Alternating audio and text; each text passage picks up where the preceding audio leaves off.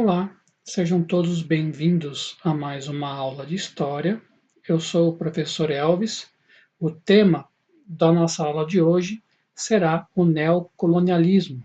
Você vai aprender sobre este processo que se iniciou ali no final do século XIX, né, e no comecinho ali do século XX, ok? O neocolonialismo, a palavra neo significa novo. Então, é um novo colonialismo. Tá? Por que novo colonialismo? Porque já havia havido um outro antes, séculos antes desse aqui, que nós iremos estudar, tá? Já tinha acontecido um colonialismo promovido ali pelos países da Europa, especialmente Portugal e Espanha, né, com as grandes navegações, essa história que você já estudou. Tá? Então, aqui, séculos depois desse primeiro colonialismo, começou um novo processo de colonialismo que nós chamamos de neocolonialismo. Ok? Então, pegue aí o seu papel, pegue a sua caneta, faça as suas anotações para que você possa aí realmente aproveitar essas informações que eu irei passar, ok? Então, o neocolonialismo, ele foi um processo que teve início ali no finalzinho do século XIX, né, e teve o seu desenvolvimento ali ao longo do século XX, ok? E o que é o neocolonialismo? É simplesmente o domínio de países ricos sobre os países pobres. Quando você tem um país rico que exerce ali um domínio sobre um país pobre, então você está falando lá de neocolonialismo nesse período aqui, tá? Isso foi desencadeado, começou a se desencadear a partir da segunda fase da Revolução Industrial, ok? E alguns especialistas, alguns historiadores, aí, pesquisadores, eles vão dizer que isso foi causado pelo liberalismo econômico, ou seja, a liberdade que as pessoas tinham de comprar e de vender foi o que levou ao domínio desses países ricos sobre esses países pobres. Algo que eu discordo, assim, com bastante ênfase. Não concordo com isso, tá? Mas eu não vou entrar em detalhes sobre isso daqui, porque senão a gente vai fugir lá do objetivo da aula, fica para uma próxima oportunidade, ok? Então, por que esses países ricos eles sentiram essa necessidade de exercer esse domínio sobre os países pobres? Existem alguns motivos para isso, tá? Vamos analisar os principais motivos. Tá? O primeiro motivo foi o aumento da industrialização, que aconteceu em muitos países da Europa, aconteceu também nos Estados Unidos da América e também aconteceu no Japão.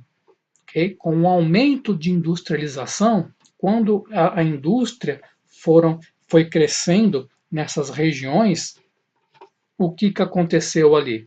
Eles começaram a produzir bem mais do que necessitavam.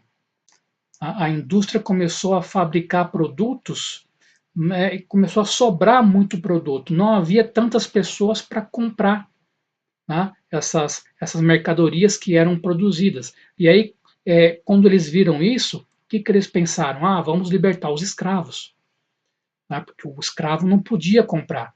Mas quando eles libertaram os escravos, agora eles tinham um mercado consumidor. Mesmo assim, não foi suficiente, não resolveu o problema.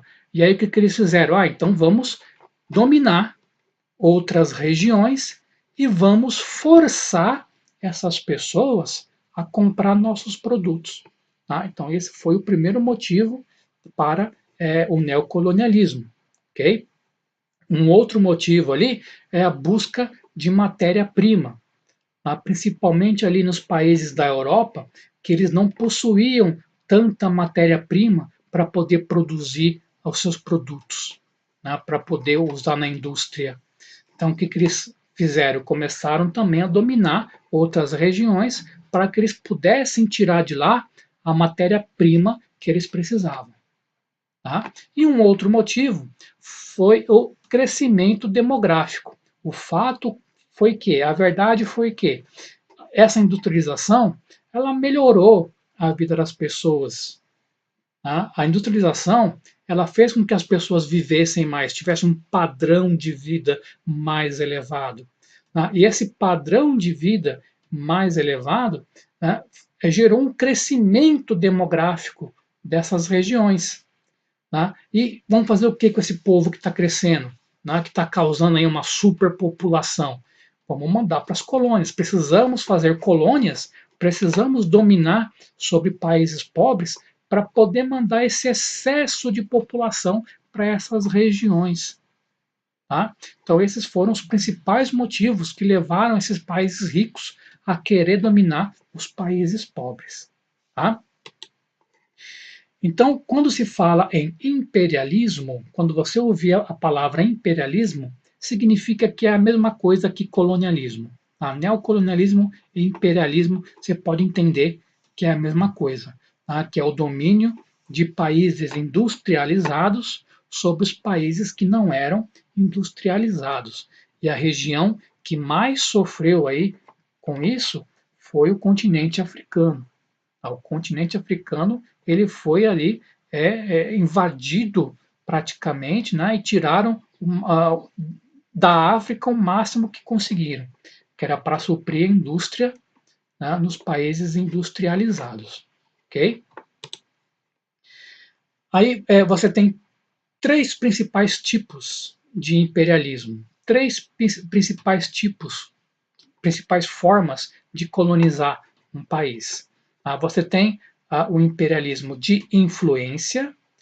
No imperialismo de influência é quando aquele país rico ele vai dar uma ajuda econômica para aquela região pobre, né? E em troca essa ajuda econômica, esse país pobre vai dar prioridade de comércio para esse país rico.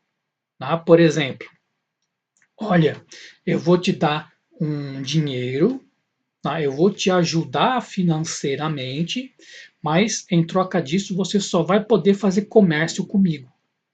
Tá? Esse é um tipo de imperialismo, de neocolonialismo, que nós chamamos de influência. Tá? Também havia o tipo do protetorado, onde esse país rico ele podia fazer interferências políticas e militares no território. Né? Por exemplo, eu vou deixar vocês à vontade, eu sou um país rico, eu estou dominando sobre vocês, né? Eu sou um país imperialista, eu vou dominar sobre vocês, mas eu vou deixar vocês à vontade para que vocês tenham a sua própria política. Você vai poder ter o seu presidente, o seu rei, os seus funcionários do governo, eu não vou interferir nisso daí. Tá? Mas, se vocês começarem a tomar decisões que me prejudiquem, então eu vou interferir, e vou mandar meu exército no seu território. Tá? Esse é o tipo de protetorado. Okay?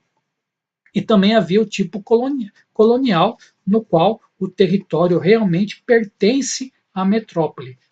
Por exemplo, eu sou um país imperialista, né, um país colonialista, e eu domino mesmo sobre vocês, não estou nem aí.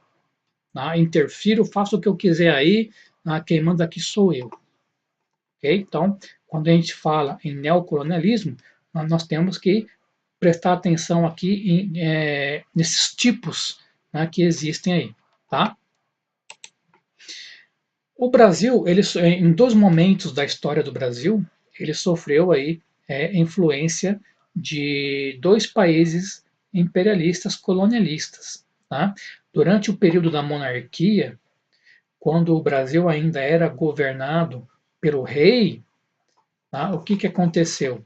O Brasil ele comprava produtos ingleses, ele comprava produtos que vinham da Inglaterra e, em troca, o Brasil vendia matéria-prima para a Inglaterra.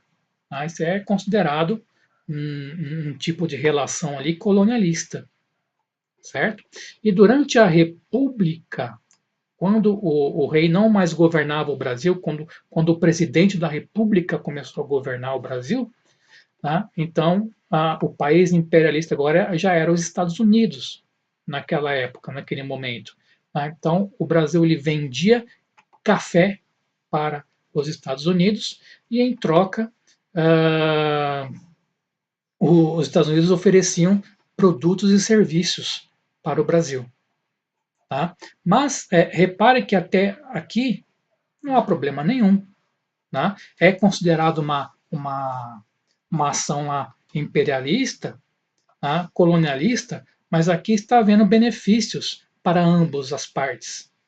Tá? Mas nem sempre foi assim. Na África, por exemplo, as relações da Inglaterra com os países africanos era completamente diferente do que era com o Brasil. Tá? Lá houve violência, tá? Lá houve invasão mesmo.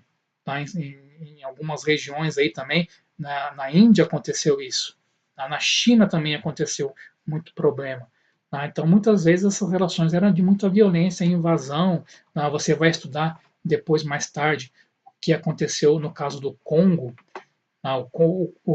A região do Congo foi invadida ali pela Bélgica. Tá? Você vai ver lá como você vai ficar estarrecido, você vai ficar, tenho certeza que você vai ficar assustado com o que aconteceu ali. Tá? Mas aí era necessário que esses países justificassem esse domínio. Né? Eles precisavam explicar o porquê que eles tinham que dominar essas regiões. Aí começaram a inventar uma série de desculpas para isso. Né? E descobriram uma desculpa muito boa, na verdade, né?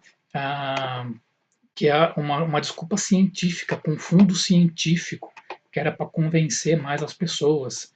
Né? Olha aí, ó, interessante, você que gosta da ciência, você que acredita 100% na ciência, né? Tome cuidado, procure ver, enxergar essas divulgações científicas com um olhar crítico, porque muitas das vezes essa informação científica ela está servindo como pretexto para coisas que não são muito legais. Né? E o exemplo que eu dou é justamente esse daqui. Né? Como que esses países ricos tentavam justificar o seu domínio sobre as regiões pobres? Da seguinte maneira, tá? Foi lançado um livro do Charles Darwin, né, chamado A Origem das Espécies, no qual ele explicava lá sobre a teoria da evolução, no qual ele explicava ali sobre a questão da sobrevivência do mais adaptado, né, da seleção natural, aquela coisa toda. Né? E aí o que fizeram? Pegaram essa ideia do Charles Darwin e transferiram para o social e começaram a dizer que havia as sociedades mais evoluídas e havia também as sociedades menos evoluídas. E claro que a sociedade mais evoluída era dos europeus, eram dos brancos, né, que dominavam as regiões, que tinham que dominar as regiões menos evoluídas dos africanos, dos negros, né, para quê? Para poder levar a civilização, para poder levar o progresso para essas pessoas. Era um dever desses países ricos, né, fazer isso. Okay? Então essa era a justificativa, uma tremenda pataquada, na verdade. Né? Ciência de quinta categoria, mas era usado para justificar esse domínio aí. Tá? Então, com essa justificativa, tá, a Inglaterra ela dominou vários países da África, né, ela exerceu o seu domínio sobre vários países da África, também exerceu domínio na região da Índia e também da China. Tá? A China também, durante muito tempo, sofreu essa influência aí, inclusive uma cidade importantíssima lá para a China, Hong Kong, tá? Ela só voltou a ser de propriedade chinesa recentemente, tá? Em 1997. Então você vê quanto tempo durou isso daí. Tá? Durante muito tempo, a Hong Kong pertenceu aos ingleses. Tá? Os Estados Unidos, eles exerceram a sua influência colonialista em boa parte da América do Sul e também no Japão. Né? O Japão, durante muito tempo, ele esteve fechado ao comércio com o Ocidente. Né? Ninguém conseguia vender produtos ocidentais para o Japão. O Japão sempre foi muito fechado. Mas aí os Estados Unidos fez uma proposta irrecusável para os japoneses. Né? Eles foram lá com os seus navios de guerra e falaram: se vocês não comprarem produtos americanos, nós vamos bombardear Tóquio. Só isso. Né? E diante disso, diante dessa proposta irrecusável, o Japão abriu o seu mercado e começou a fazer negócios com os Estados Unidos. Né? Muito tempo depois, o próprio Japão, com a ajuda dos Estados Unidos, o próprio Japão se tornou um país imperialista, um país colonialista, e começou a exercer a sua influência sobre a China. Né? E começou também a disputar regiões com os próprios Estados Unidos, ali na região do Pacífico. Tá?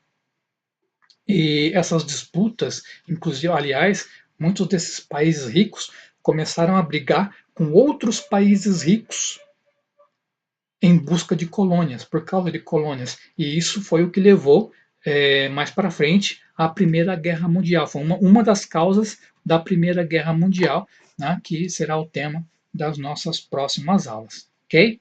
Então, por hoje é isso daí. Muito obrigado pela atenção de vocês e a gente se vê na próxima.